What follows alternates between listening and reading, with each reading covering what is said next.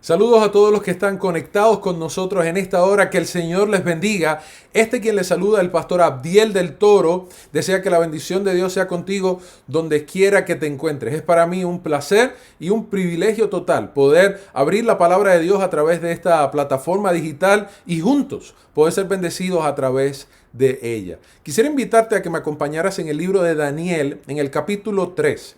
En el capítulo 3 se encuentra una de las historias más emocionantes y más espectaculares de toda la escritura. Es la historia más conocida por los jóvenes hebreos en el horno de fuego. Y yo quisiera que me acompañaras aquí y podamos leer algunas porciones de este capítulo y tomar algunas enseñanzas que puedan ser de bendición para nosotros en este momento. Allí en el capítulo 3 del libro de Daniel, en el versículo 1 comienza diciendo: y el rey Nabucodonosor hizo una estatua de oro, cuya altura era de 60 codos y su anchura de 6 codos, y la levantó en la llanura de Dura, en la provincia de Babilonia. Y el rey Nabucodonosor mandó a reunir a los sátrapas, a los intendentes, gobernadores, a los consejeros, los tesoreros, los jueces, los oficiales y todos los gobernantes de las provincias para que viniesen a la dedicación de la estatua que el rey Nabucodonosor había levantado. Y esta parte del capítulo 3 está estrechamente conectada con el capítulo 2. En el capítulo 2, el rey Nabucodonosor tuvo una visión de parte de Dios. Dios le dio una visión que fue interpretada por Daniel, pero Dios le dio una visión al rey Nabucodonosor donde había una imagen, una estatua grande. Y esa imagen tenía diferentes metales. Su cabeza era de oro, sus pechos eran de plata, el vientre era de bronce, las piernas eran de hierro, etc. Y después vio una piedra que venía, destruía la imagen, esa piedra se hacía un gran monte, y el rey estaba buscando la interpretación del sueño. Y vino el profeta Daniel, le dio la interpretación porque Dios se la dio a él también, y Daniel le explicó, le dijo que los distintos metales representaban distintos reinos que iban a existir en el mundo, en la historia del mundo hasta el fin del tiempo, y que esa piedra, esa roca al final representaba el reino de Dios que iba a ser establecido para siempre. Y Daniel le dijo a Nabucodonosor: tú eres esa cabeza de oro. Pero pasaron ciertas circunstancias y el rey Nabucodonosor ahora decidió construir una estatua, decidió construir una gran imagen, no solamente con la cabeza de oro, sino completamente de oro. El rey Nabucodonosor estaba haciendo no solamente un acto político, era mucho más allá que eso. El rey Nabucodonosor iba a hacer ahora un evento después de la construcción de esta estatua gigantesca de oro, un evento donde iba a probar las lealtades de la gente que trabajaban con él, de la gente que estaban a su alrededor, de los demás líderes y gobernantes del imperio babilónico. Él quería probar las lealtades. Pero este evento se convirtió no solamente en un evento político o de lealtades, sino ya también toma ciertas connotaciones religiosas. Porque en el versículo 5 dice la escritura que le dan las instrucciones a los asistentes a esta inauguración de la imagen, de la estatua, y le dicen que al oír el sonido de la corneta, de la flauta, de la cítara, de la lira, del arpa, de la zampoña y de todo instrumento de música, os postraréis y adoraréis la estatua de oro que ha levantado el rey Nabucodonosor. Y cualquiera que no se postre y rinda homenaje en la misma hora será echado dentro de un horno de fuego ardiendo. Y es interesante porque ahora el rey no solamente va a tener un evento de inauguración, un evento político para decir, wow, qué grandes las obras de él, sino también es un evento para probar lealtades. Vamos a ver quién está conmigo y quién no está conmigo. Pero a la misma vez también se convirtió en un evento religioso porque ahora había que postrarse y adorarlo. Había que rendirle homenaje y adoración a no solamente la estatua, era adorar a Nabucodonosor como persona. ¿Saben? Y es interesante porque aquí está el primer concepto que quiero compartir con ustedes. Es que todos en algún punto de nuestra vida nos vamos a enfrentar delante de una estatua que va a probar nuestra fe. Todos nos vamos a tener que enfrentar delante de una imagen que va a probar nuestra fe. Tal vez esa imagen no es una imagen física, un ídolo. Tal vez esa circunstancia, esa estatua que tenemos que enfrentarnos es alguna presión que nos están haciendo nuestros amigos para hacer algo que tú sabes que no es correcto. Tal vez vas a estar expuesto a alguna circunstancia o alguna situación que va a probar tu fe si tú vas a seguir confiando en Dios o si tú vas a decidir por lo que otros te están pidiendo que tú hagas, aún sabiendo que eso va en contra de la dirección de Dios. Tal vez le estoy hablando a alguien que en su trabajo está siendo forzado a hacer algo que raya entre lo ilegal o irresponsable o indebido. Tal vez le estoy hablando a algún joven o alguna joven que decidió mantenerse virgen para el matrimonio y guardarse para su futuro esposo o su futura esposa, pero tal vez ese novio o esa novia que tienes ahora te está comenzando como que a presionar y a decirte, si tú me amas me lo tienes que demostrar, si tú me amas tienes que hacer esto conmigo, y tú estás siendo probado, estás siendo probada, tu fe está siendo probada. No sé si en esta hora alguien está pasando por esta experiencia, pero en algún punto de nuestra vida todos vamos a tener que enfrentar una estatua que va a probar nuestra fe. Yo recuerdo una que me ocurrió a mí, una estatua que probó mi fe. Y fue hace unos años cuando yo comencé en la universidad y faltaban como 2 semanas para comenzar mi primer año en la universidad. Yo estaba muy entusiasmado con la idea de ir a la universidad. Y recuerdo estaba en un centro comercial y me encontré con esta amiga que hacía tiempo no veía. Comenzamos a hablar, a conversar, intercambiamos números de teléfono y nos fuimos por nuestro camino. Unos días más tarde ella me llama y me dice, ¿sabes qué? Yo me estoy yendo a los Estados Unidos. Yo vivía en Puerto Rico en ese entonces. Me dice, yo me estoy yendo a los Estados Unidos, me comenta mi amiga. Me dice, y en mi trabajo me están pidiendo que recomiende a alguien para que me sustituya. Ella trabajaba de mesera en un restaurante, que era una gran cadena de restaurantes en toda la isla, en todo Puerto Rico. Y me dice, me están pidiendo que le recomiende a alguien y yo pensé en ti. Tú vas a la universidad, no te vendría mal un trabajo, así que ¿qué te parece si vienes a una entrevista? Y yo le dije, wow, me encantaría ir a la entrevista. Me dice, bueno, te van a llamar para que el viernes vengas a la entrevista. Así que ese viernes temprano yo fui a la entrevista, hablé con el gerente, hablé luego con todo el supervisor de restaurantes para toda la cadena. Y cuando estoy hablando con él, sale el tema de qué días disponibles yo tengo para trabajar. Y le dije, bueno, yo puedo trabajar cualquier día, excepto los viernes de puesta de sol, asado puesta de sol, yo no los trabajo. Ese es mi tiempo donde yo he decidido dedicarlo al Señor. Yo tengo una convicción, una creencia de que ese es el día donde yo debo dedicarle todo lo que tengo al Señor, es el día de oración a mi Dios. Y yo quisiera seguir continuar reservándome ese día para mi relación con Dios, para mi iglesia y para lo que yo hago. Y yo recuerdo que en aquel momento él me dijo, no hay ningún problema, tranquilo. Ese mismo día, unas horas más tarde de la entrevista, después de la entrevista me llamaron, me dijeron, el trabajo es tuyo, repórtate el lunes y vas a comenzar a trabajar. Y yo estaba contentísimo. Iba a comenzar ahora a mi universidad, tenía un trabajo formalmente para una empresa, un dinerito adicional, era toda una nueva vida. Y recuerdo que unos 3 meses, 4 meses, luego de haber comenzado a trabajar, pasaron una notificación, un memo, en el trabajo, donde hablaban de un entrenamiento para todos los empleados y este entrenamiento era obligatorio, era compulsorio. Todo el mundo tenía que acceder a el entrenamiento, tenía que ir, asistir y tomar el entrenamiento. El problema es que el entrenamiento era en sábado.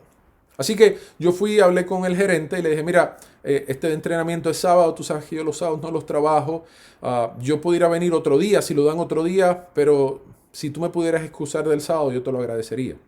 Y el gerente me dijo, no te preocupes, no hay ningún problema, yo te excuso. Unos días más tarde estoy trabajando y el supervisor de toda la cadena de nosotros, para todo Puerto Rico, vino y me llamó a la oficina. Y me dice, Abdiel, ¿por qué tú no vas a venir al entrenamiento? Y yo pasé a explicarle, dije, bueno, usted sabe que usted y yo habíamos hablado, el sábado es un día que yo me he reservado para mi vida espiritual, para mi vida religiosa, y no es un día que yo lo puedo trabajar. Yo no puedo venir al entrenamiento por esa razón. Y de inmediato, él pasó a decirme, sabes que si tú no vienes a este entrenamiento, tú puedes perder tu trabajo. Y ahí fue cuando me enfrenté a esa estatua que estaba probando mi fe.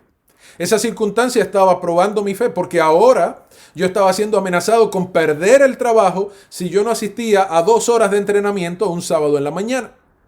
Y yo pude comenzar a racionalizar y a decir, bueno, a lo mejor vengo un ratito al entrenamiento, me voy un poquito antes y después llego a la iglesia y nadie se da cuenta que falté a la iglesia. Tal vez le digo a mis padres que voy para la iglesia, pero me voy al entrenamiento. Y yo pude comenzar a haber planificado tantas cosas para no perder el trabajo. Porque estaba siendo probado en aquel momento y la circunstancia me estaba poniendo contra la espada y la pared.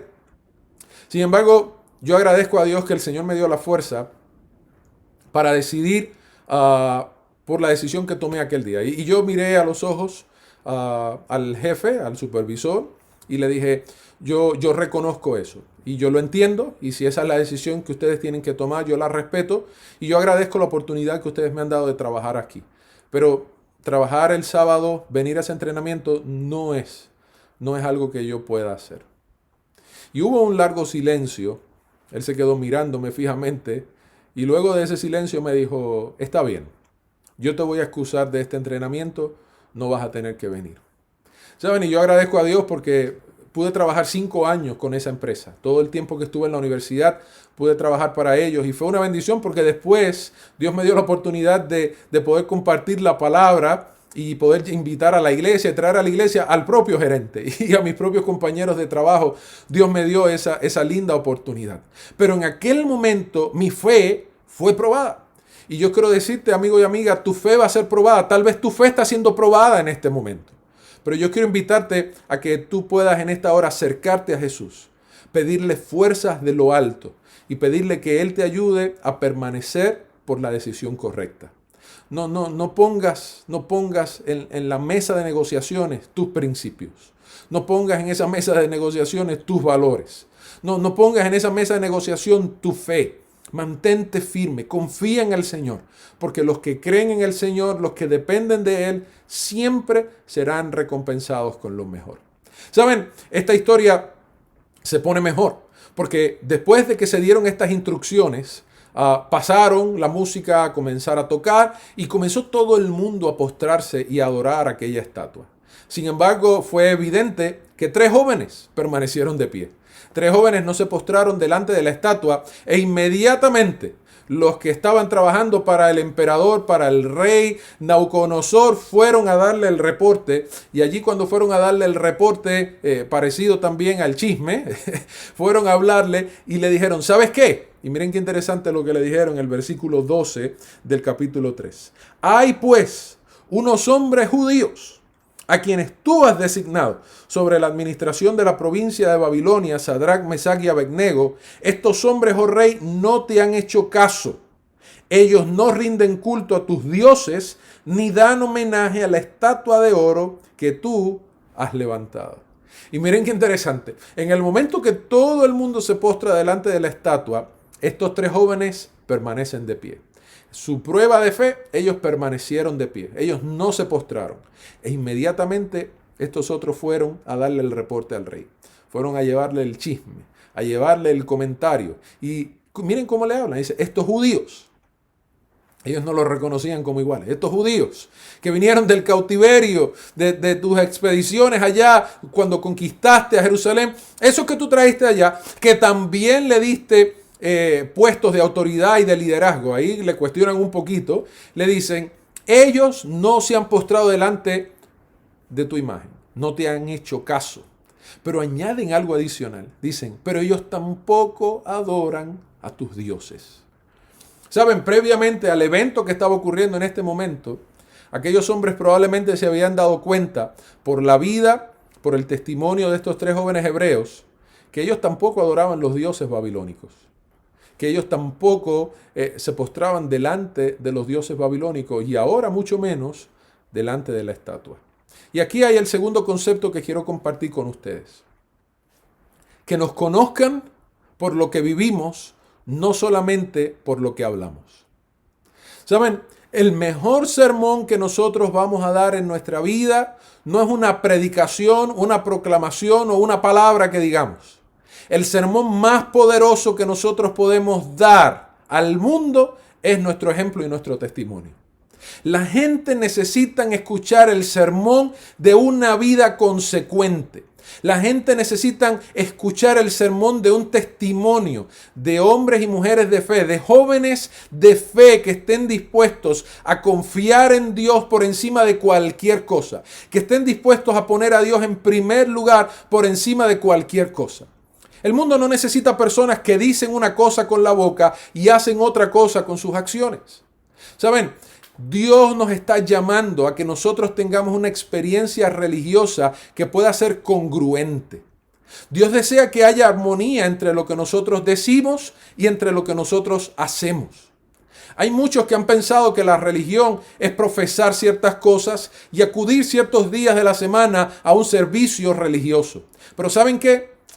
Esa no es la religión que Jesús enseñó. Ese no es el evangelio que Jesús enseñó. El evangelio que Jesús enseñó transforma toda la vida. No solamente nos hace proclamar las buenas nuevas de que Jesús salva, de que viene, de lo que hizo en la cruz, de lo que va a hacer por nosotros, sino que transforma el corazón para que nuestros actos, nuestro carácter, nuestra vida pueda ser una luz, pueda ser sal en medio de este mundo.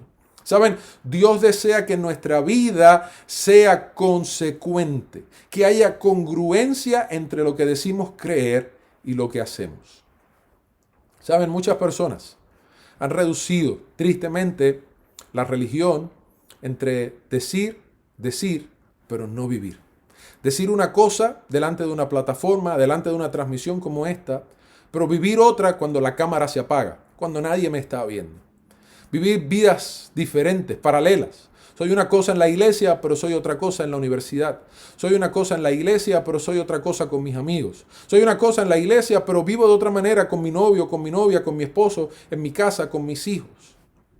Yo quiero decirte en esta hora, Dios nos está llamando a que nuestras palabras puedan comenzar a armonizar con nuestros hechos y que nuestros hechos puedan dar testimonio de lo que Dios está haciendo con nosotros.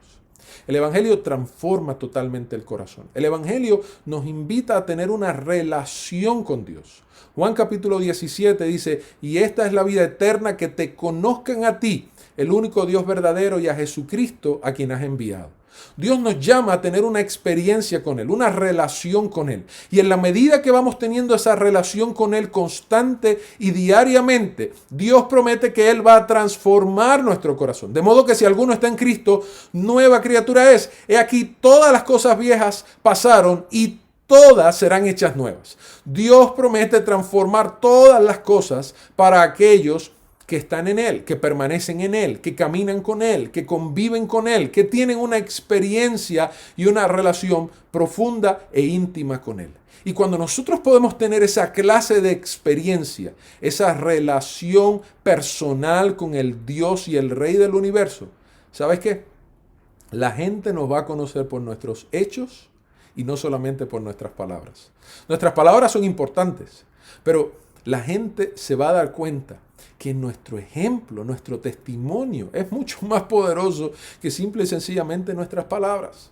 ¿Saben? Estos hombres que fueron a darle el reporte de que Sadrac, Mesach y Abednego no se habían postrado delante de la estatua que Nabucodonosor había construido, se habían dado cuenta que ellos no adoraban los dioses babilónicos. Se habían dado cuenta de que ellos vivían una vida diferente. La pregunta que yo te hago en esta hora, ¿y las personas que te rodean se han dado cuenta de algo diferente en ti? Las personas con quien tú pasas tiempo en la universidad, en el trabajo, con tus amigos, en tu casa, ¿se han dado cuenta de que hay algo diferente en ti? ¿Qué dice tu ejemplo a otras personas que te rodean?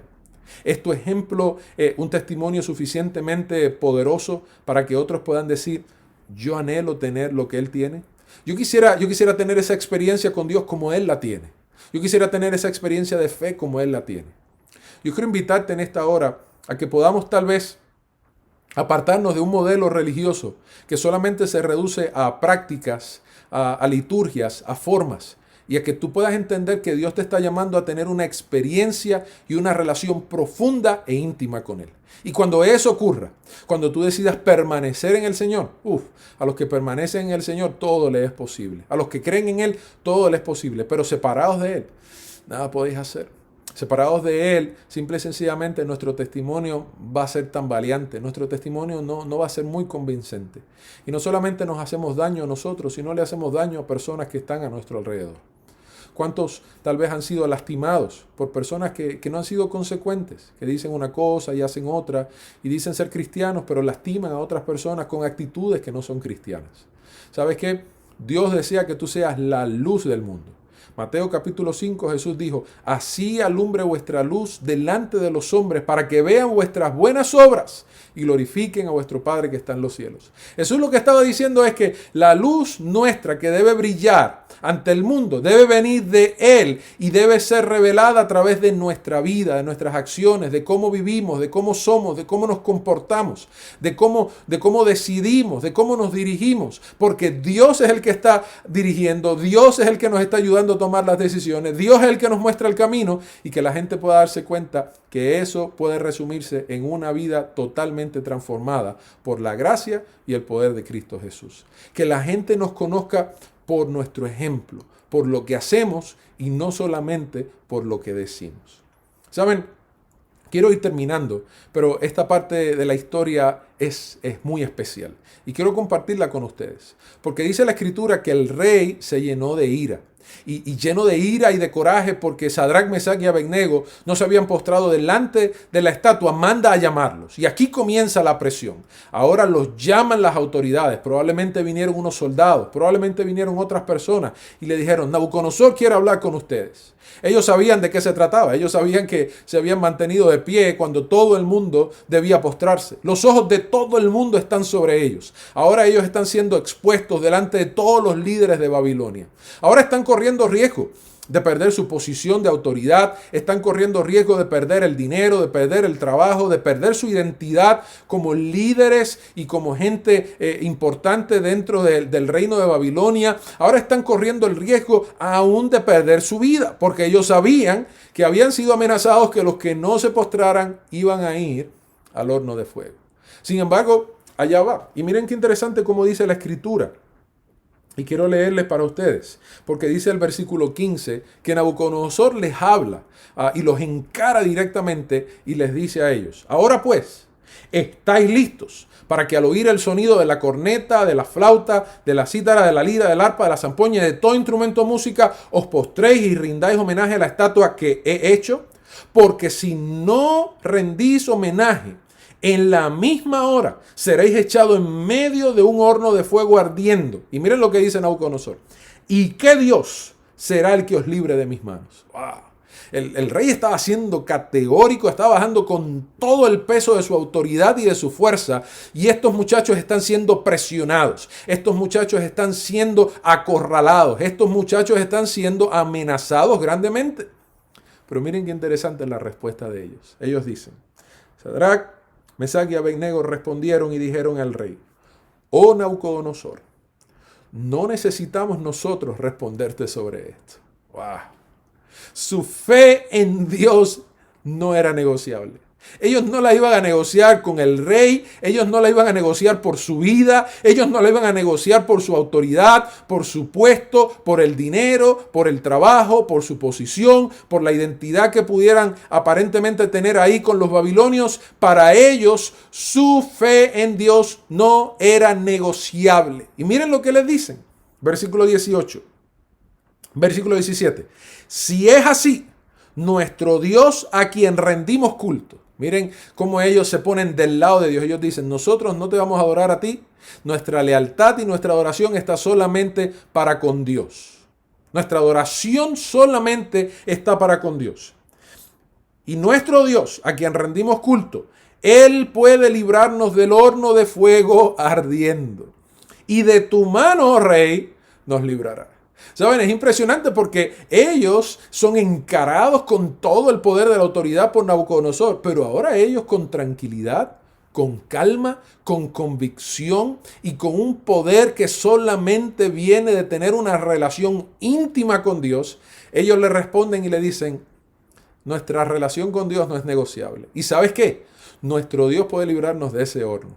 Y nuestro Dios puede librarnos de tu mano. Si tú crees que no hay un Dios que puede librarnos de tu mano, quiero decirte malas noticias. Nuestro Dios puede librarnos de tu mano. Pero ellos no solamente se quedan ahí, sino que su fe ahora profundizada dice, y si no nos libra, que sea de tu conocimiento, rey, que no hemos de rendir culto a tu Dios, ni tampoco hemos de dar homenaje a la estatua que has levantado. ¡Wow! Qué impresionante esta historia, amigos y amigos que me están escuchando. Yo no sé si ustedes se emocionan con esto, pero para mí es emocionante lo que está aquí en el pasaje bíblico. Y saben, aquí quiero compartir el último y el tercer concepto de esta hora. En medio de la prueba, créele a Dios, no al que te amenaza. ¿Sabes qué? Tal vez tú puedes estar siendo presionado en esta hora para hacer algo que no tienes que hacer.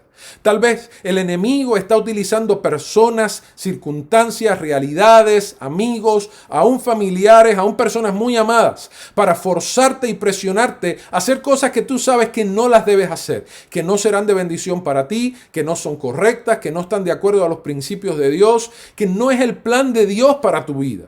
Y tal vez te estás sintiendo presionado y tal vez te estás sintiendo hasta amenazado. Tal vez ese novio o esa novia te está diciendo, si tú no te acuestas conmigo, aquí va a terminar la relación. Y tú dices, wow, ¿cómo va a ser? Tal vez te están diciendo como a mí, si no haces esto vas a perder el trabajo. Tal vez te van a decir, si no aceptas esto, no te vamos a aceptar en la familia. Tal vez los amigos están poniendo como condición su amistad contigo, si tú haces eso o no lo haces. Tal vez tu jefe te está diciendo, no, tú tienes que hacer esto, aunque es incorrecto, pero de esto va a depender que te mantengas aquí en la empresa, si no yo voy a decir que tú hiciste esta otra cosa. Y pueden comenzar hasta amenazarte de cosas que aparentemente te van a hacer daño. ¿Saben? Yo quiero decirte en esta hora, en medio de la prueba, en medio de la presión, en medio de la amenaza, créele a Dios, no al que te está amenazando, no al que te está presionando. Créele a Dios. ¿Saben? Dios no funciona, Dios no se maneja con presiones. Dios no se maneja con acorralar a la gente para decirle lo haces o lo haces. Dios no funciona así. Dios trabaja con un libre albedrío. Dios quiere que nuestra relación con Él sea por amor, sea voluntaria. Dios trabaja con amor, Dios trabaja con paz. Dios no trabaja con estas presiones, con estas amenazas. Dios no funciona así. El que hace eso es el enemigo. El enemigo es el que intenta forzar a toda costa de que nosotros hagamos algo que va en contra de lo que sabemos que tenemos que hacer. El enemigo es el que va a buscar formas y maneras para que tú te desvíes de lo que Dios quiere hacer y aún va a intentar producirte miedo y producirte inseguridad. Y convencerte tal vez de que puedes perderlo todo. Tal vez puedes perder el trabajo, lo que la gente piensa de ti, tu reputación, lo que la gente diga, tu novio, tu esposo, tu esposa, porque el enemigo busca producirnos temor, miedo a consecuencias y después nos esclaviza de eso. ¿Qué tal si la gente se entera de lo que yo hago en secreto? ¿Qué tal si la gente se entera de lo que yo hice, del error que cometí y comienza el enemigo a amenazarte? ¿Saben? Y hay muchas personas hoy que probablemente me están escuchando, que están teniendo serias dificultades con tomar decisiones en su vida, porque el miedo los tiene presos. El miedo a las consecuencias los tiene presos. Y yo sé lo que es eso porque yo viví por mucho tiempo preso del miedo y de las consecuencias. Y el enemigo me lo recordaba. Y era como ese acusador que todos los días lo ponía en mi cabeza. Y todos los días lo ponía en mi cabeza. Y me lo recordaba, y me lo recordaba, y me lo recordaba. Pero yo quiero decirte en esta hora, amigo y amiga que me escuchas. En medio de la prueba, confía en Dios.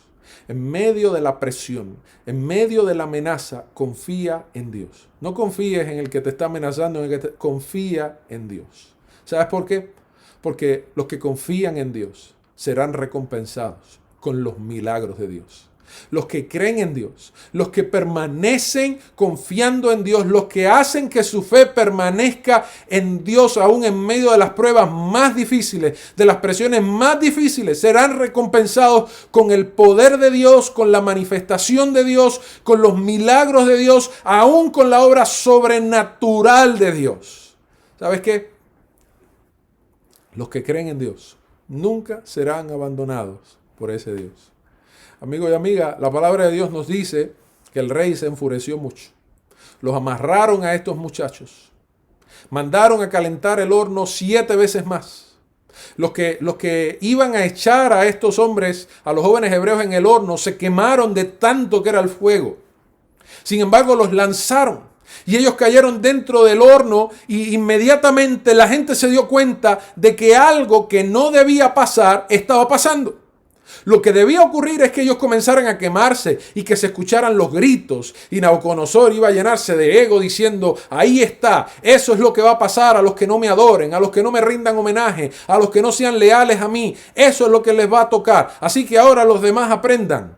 Sin embargo, los ojos de todo el mundo comenzaron a abrirse y abrirse y abrirse, porque nada de eso comenzó a ocurrir. Los que fueron echados dentro del horno ahora se ponen de pie dentro del horno. Ahora comienzan a caminar dentro del horno, a mirarse, y la gente se da cuenta que estos tres jóvenes están vivos dentro del horno. Pero Nabucodonosor probablemente se levanta de su trono, se levanta asustado, se levanta impresionado, se levanta confundido con una cantidad de emociones pasándole por su cabeza, porque ahora se da cuenta que no hay tres en el horno. Ahora se da cuenta que hay cuatro. Uno más había en el fuego. Uno más había en el fuego. Y dice, ¿no echamos tres? Y le dicen, sí, echamos tres. Y él le dice, ¿y por qué yo veo cuatro que se pasean por el fuego y el cuarto tiene semejanza al Hijo de los dioses? Y yo digo, gloria a Dios. Porque amigo y amiga que me estás escuchando en esta hora, si tú decides confiar en Dios en medio de esa prueba de fe, si tú decides creer a Dios, si tú decides poner a Dios en primer lugar en tu vida, si tú decides poner a Dios en primer lugar en tus decisiones, si tú decides poner a Dios en primer lugar en tus relaciones, si tú decides poner a Dios en primer lugar en tu trabajo, si tú decides poner en primer lugar a Dios en tus estudios, en toda tu vida, yo quiero decirte, tú serás recompensado con el poder de Dios, con la manifestación de Dios, con la presencia de Dios, con los milagros de Dios, con la obra sobrenatural de Dios, porque Dios no desampara nunca a sus hijos que confían en Él. Nunca. Si Cristo mismo tiene que descender al horno de fuego contigo, Él lo va a hacer.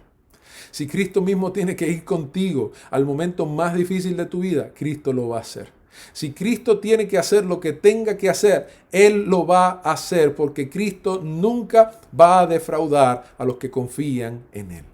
Él es bueno, Él es fiel, lleno de misericordia y de poder, y Él va a librar a todos sus hijos que decidan depender y confiar totalmente en Él. Esa fue la experiencia de Sadrach, Mesach y Abednego. Saben, el rey lleno de ira ahora está avergonzado delante de todo el mundo. Y tiene que llamar ahora a estos jóvenes. Y los llama en el horno y les dice, Sadrach, Mesach y Abednego, siervos del Dios Altísimo. Vengan. Y los muchachos salen. Y Nabucodonosor tiene que firmar un edicto. Y aquel día que había comenzado con la adoración a la estatua, termina con la adoración al Dios del cielo. Y terminan enviando un edicto a toda Babilonia diciendo que tienen que postrarse y adorar al Dios de Sadrach, de Mesach y Abednego. ¿Saben por qué?